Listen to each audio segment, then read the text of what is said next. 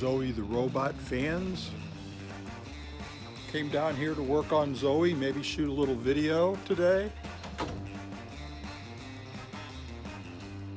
Zoe's already powered up.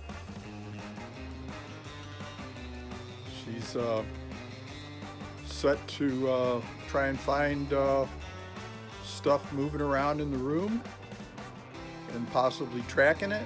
Ah, she saw me. There she is. She's facing me now.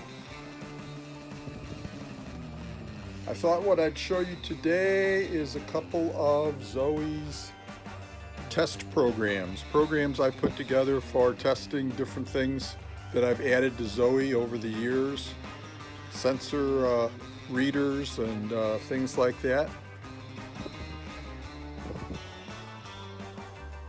The two sensor programs that I'm going to show you are for reading her head sensors and her body sensors.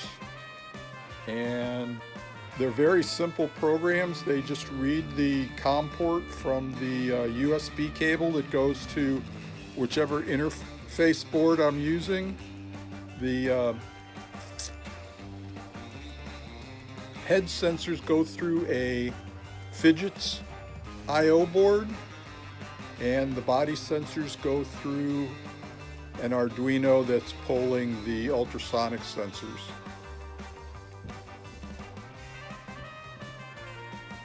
And Zoe's following me around with her head.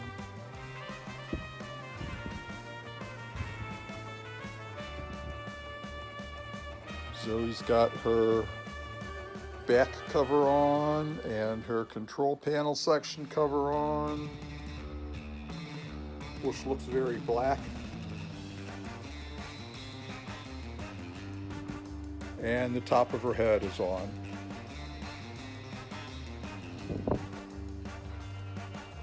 And I've got an extra long thumb drive in her front port, so her front door is open. Now let's take a look at the programs.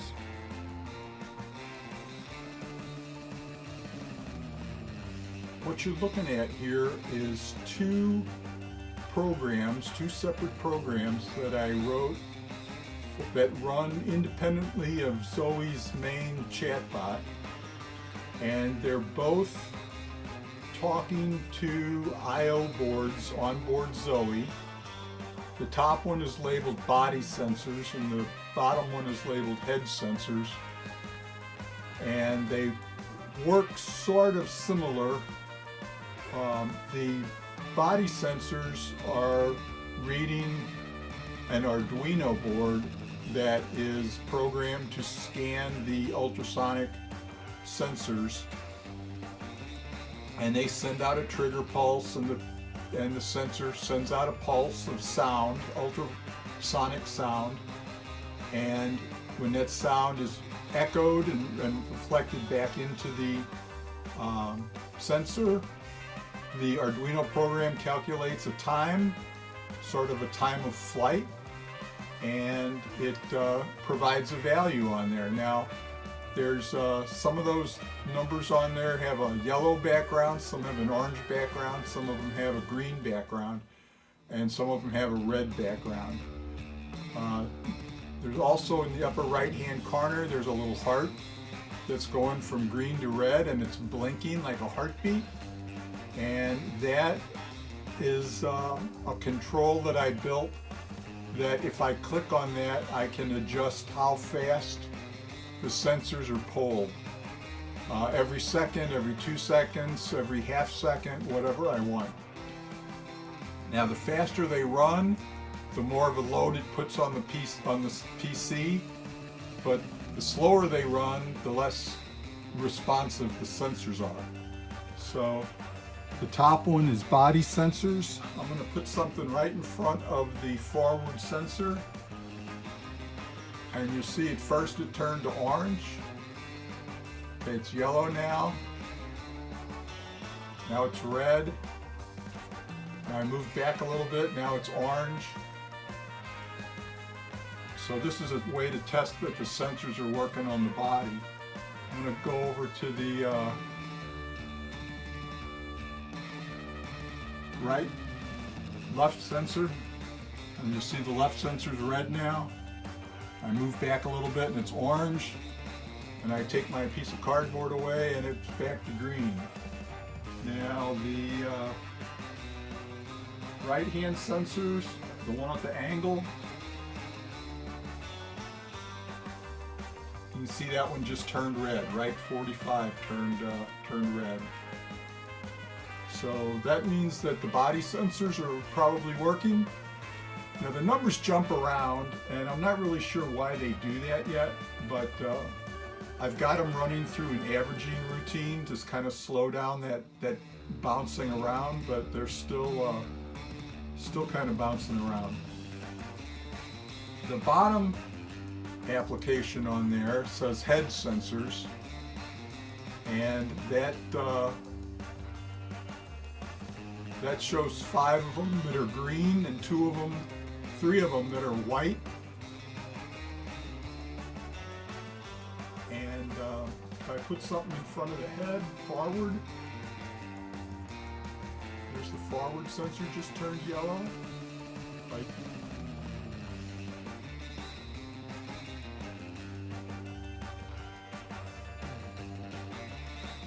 So another program I want to show you is the head servo control program. Now I'm going to show you the interface here, but I'm not going to flip the camera around a bunch of times to show you the head moving, because you've already seen the head move, so you're going to have to listen for it. This one has a random button right there in the center, and if you listen carefully,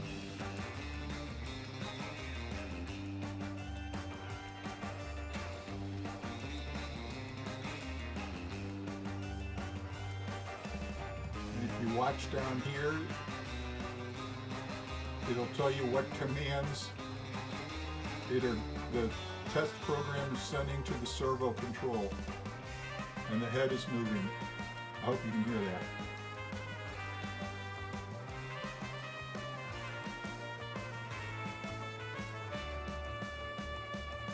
Now this lets you control 3 servos, servo 0, 1, and 2. It's got a pan or shake your head. It tells you if I move this slider up, nose right, nose left. If I move it down, tilt and nod. If you nod your head, you move your nose down, or you move the nose up and you move this slider, it'll go up and down. And this value here shows you what the numbers are, the settings that are going to the servo. And I can hit an M for max, or a small m for minimum, or I can hit C for center. Okay, so it goes back to center, and then wobble is when the head tilts left and right. Now the head servos are not connected to the remote control radio receiver. The head servos are controlled only by the computer. And the computer, you saw in the previous programs, can actually read the sensors. So I needed a program that could read the sensors and move the head if I wanted the head to track somebody.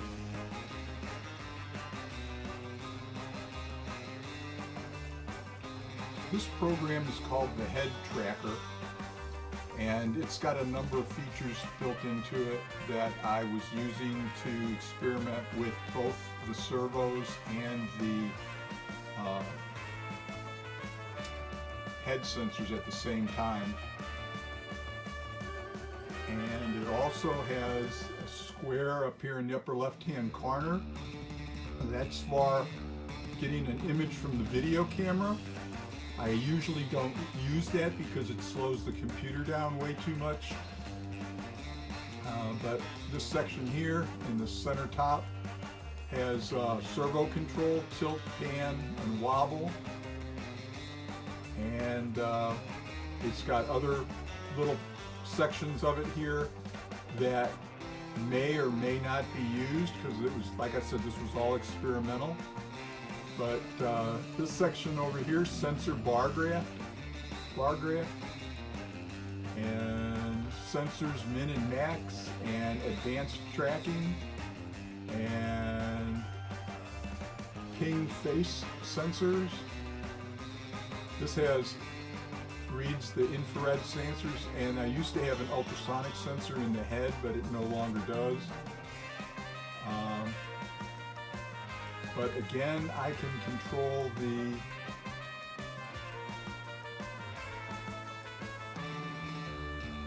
head motion with the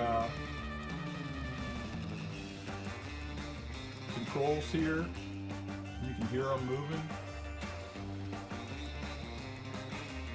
And this shows the number that is being sent to the servo. It's got a center all button, center pan, center tilt, center wobble.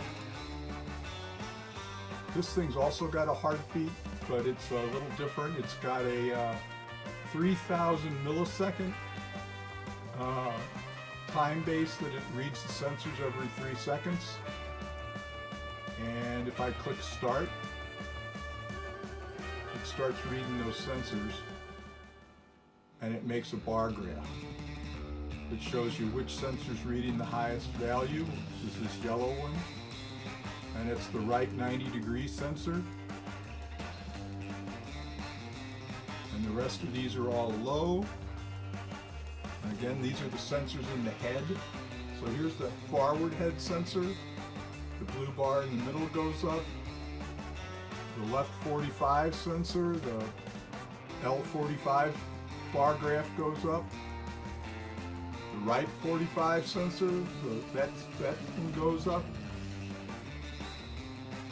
The left 45, or I'm sorry, the left 90 and the right 90.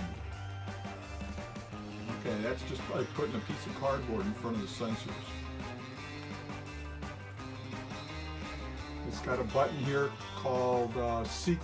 Well, it's not a button, it's a checkbox. Seek closest object.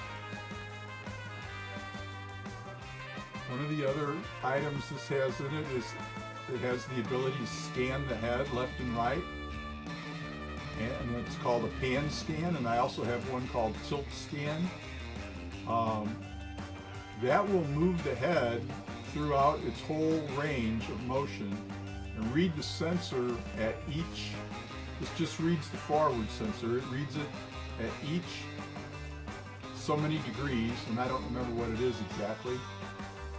But it'll give you a reading over here in this box on the lower right of what the distance measurement is. And what it's going to do, it's going to look for the one with the closest item sitting to it.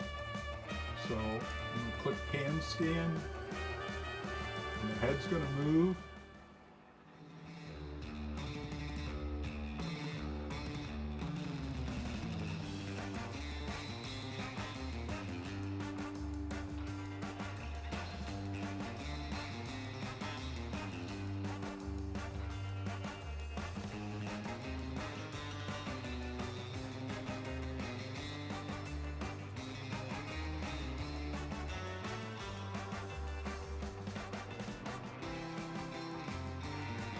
Over here it says that the highest value that it found was 124. It just looks at all these numbers and figures out the highest one. And it got the idea that the pan number, the same number that is shown up here, well, it's not exact, but it's close, was 808. So it saw something in that direction.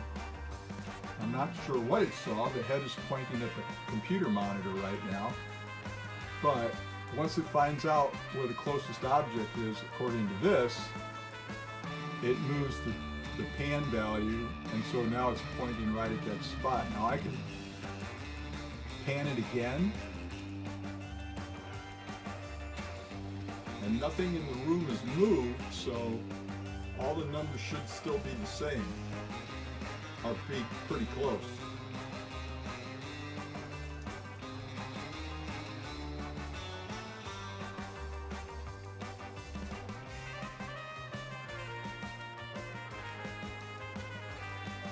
And again, 808 got the highest value. And again, it's looking at the computer monitor. Unless the computer monitor reflects the infrared better.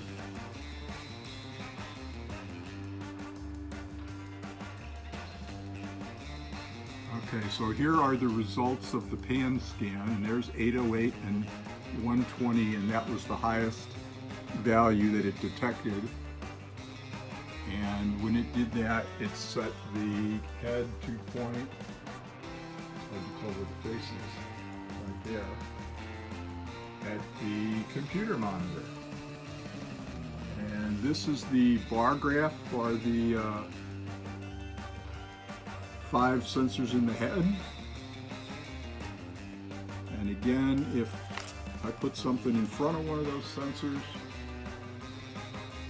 like that, it'll go up. If I move it to a different sensor, it'll do that. If I move it to another sensor, it'll do that. So, that's a close-up shot of that. The rest of these things on here don't really do a whole lot right now. I mean, some of the stuff used to work, and then things were changed, and I decided I didn't need them anymore, so I didn't maintain them. But yeah, there's a whole section there for the ultrasonic rangefinder that was in the head that's not even active anymore.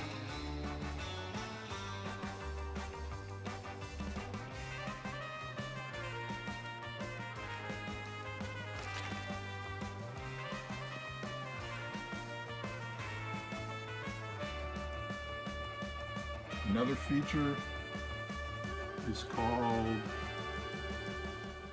Loop the Pan Scan. So instead of, if I hit Pan Scan, it just reads the sensor one time, but if I hit Loop the Pan Scan, it will read those values at every angle. And there it found 808 is 124 again. That's the highest one.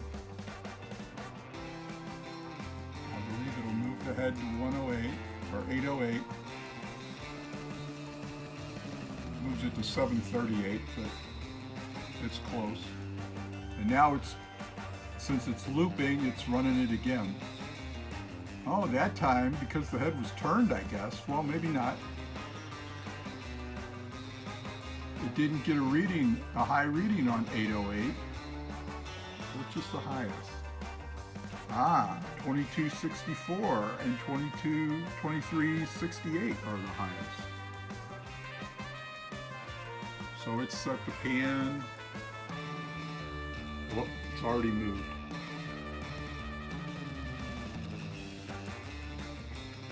So here's Zoe. She's sitting in the workshop. She's powered up. She's not running her chatbot program. She's just sitting there. She is all dressed up. She's got the lid on her head. She's got the lid on her back. Well, I don't know what you call that. And she's got the skin on her control panel section. And so this is closer to what Zoe will look like when she's done. She'll have plastic covering these sides, or she'll have arms mounted on the sides.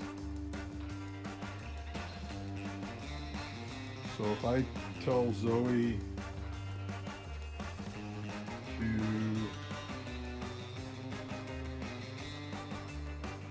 seek the closest object,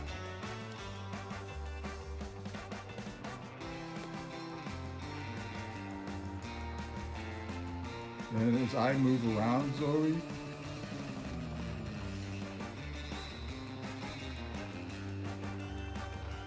she'll follow me with the camera.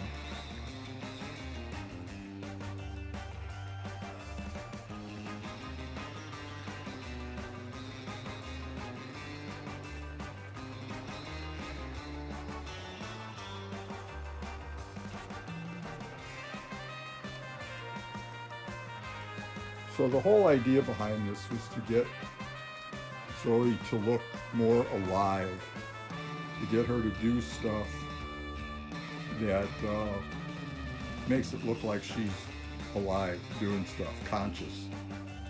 So if I move around in the room, she'll follow me with the camera. This is not reading. That oval thing right there, that is a webcam, and I can get an image from that into the computer, but like I said, the camera slows the computer down so much it takes too many CPU cycles, I guess, and so I don't usually use it. And that hole there is where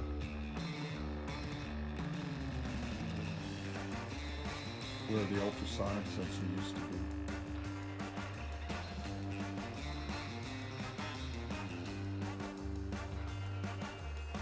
Can you look all the way over this way, Zoe?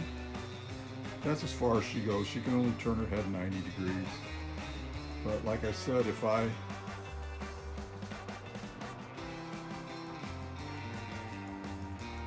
these are the Panasonic distance sensors that you can get from Fidgets.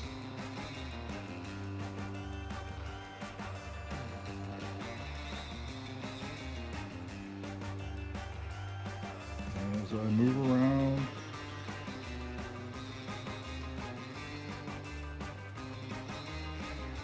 Zoe will track me.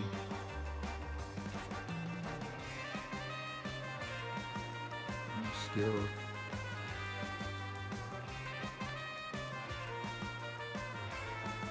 And I've got the servo set on a relatively slow speed, and the reason for that is if it's too fast, then she could overshoot the target, or she could, the inertia of the head could do some damage, so it's set pretty slow.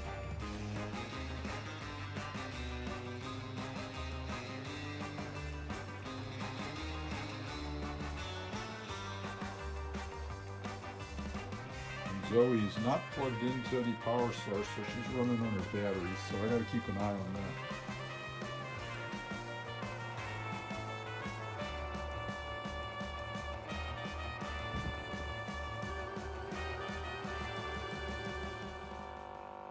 Batteries are at 22.2 volts. She's currently pulling 1.2 amps. She's been running for 51 minutes. Or is that a 57?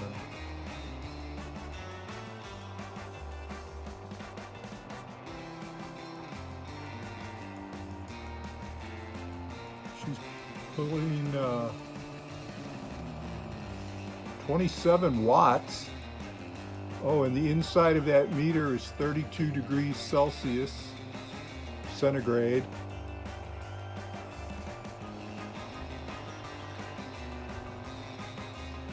And 4.8 watt hours.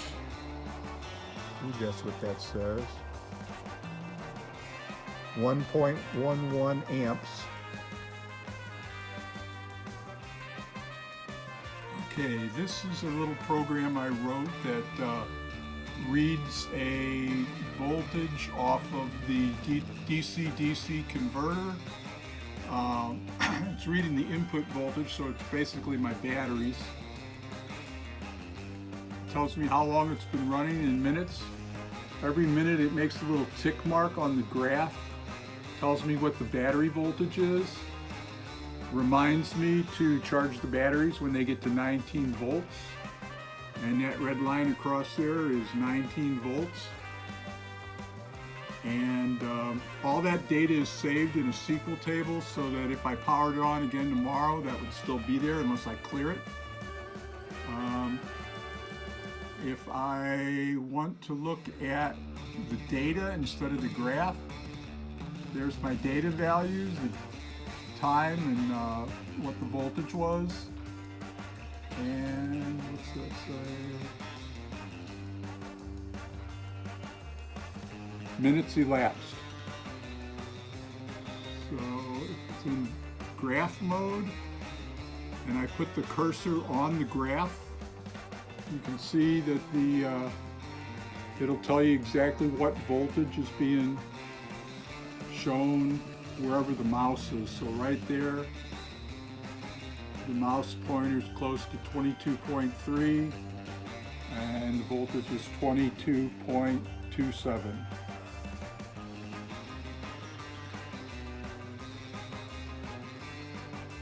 Let's see, that thing was last updated 2022 on January 16th at 10:13 p.m. And I believe you've seen this program already. This is the one that controls the motors. And it's sort of set up like an old steamship, a paddle boat on the Mississippi River. The settings are all stop, ahead dead slow, ahead half, and ahead full. And those are servo values that get sent to a saber-tooth motor driver, and it uses 2 channels to do that. And here are the 2 channels. Now a lot of people set their controller up to left channel, right channel, or left wheel, right wheel, but mine is not set like that. I've got mine set on split tail, so I can drive Zoe forwards and backwards at various speeds with just one joystick. So I wonder if that's going to work for me today. Let's see. Zoe, you want to try something?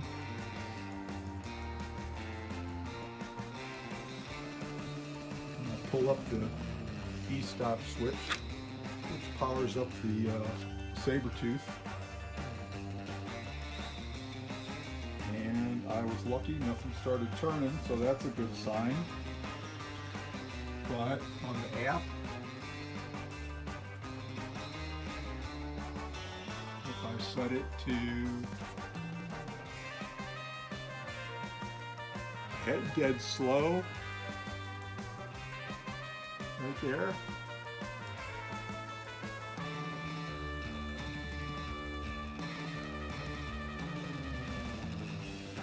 then the wheels will be turning.